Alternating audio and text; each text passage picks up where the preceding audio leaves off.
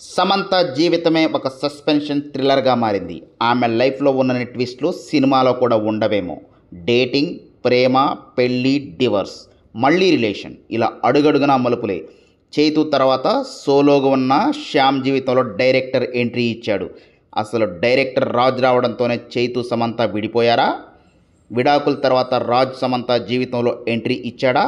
ఈ సరికొత్త రిలేషన్ నెట్లో రచ్చ చేస్తున్న ఈ ఇద్దరు ఎందుకు మౌనంగా ఉంటున్నారు? ఇందులో కూడా ట్విస్ట్ ఉందా? Have a look. Samantha Telugu cinema career హ్యాట్రిక్తో మొదలైంది. ఏం మాయ చేసావే, బృందావనం, దూకుడు, ఈగ వంటి వరుస హిట్లలో టాప్ ప్లేస్లోకి చేరింది.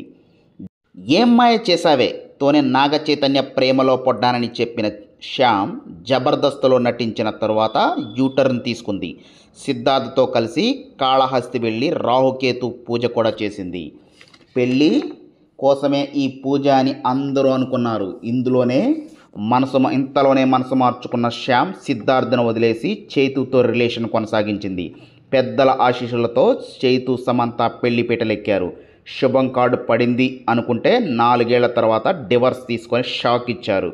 రాజ్ డీకే దర్శకత్వంలో నటించిన ది ఫ్యామిలీ మ్యాన్ 2 తర్వాత శ్యామ్ చైతుకి దూరం అయిందన్న న్యూస్ స్ప్రెడ్ అయింది.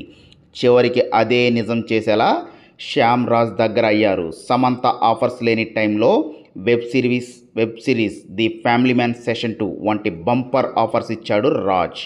త్వరలో తీయనున్న మరో వెబ్ సిరీస్ రక్త బ్రహ్మాండలో శ్యామ్ నటిస్తుంది. సమంత చాలా కాలంగా ముంబైలోనే రాజ్తో కలిసి ఉంటుందని బాలీవుడ్ మీడియా కోడై కూస్తుంది. దీనికి తోడు శుభం సమంత నిర్మాత అన్న పేరే కానీ కో ప్రొడ్యూసర్ రాజ్ వ్యవహరించి అంతా తానై చూసుకున్నాడు.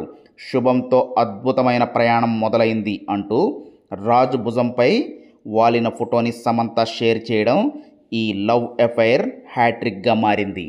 మళ్ళీ రాజు భార్య కూడా నమ్మకం ఉండాలి అంటూ ఒక పోస్ట్ పెట్టింది. సో ఈ పోస్ట్ తర్వాత ఇది మరీ సెన్సేషనల్గా మారింది. చూడాలి మరి ఏమవుతుంది.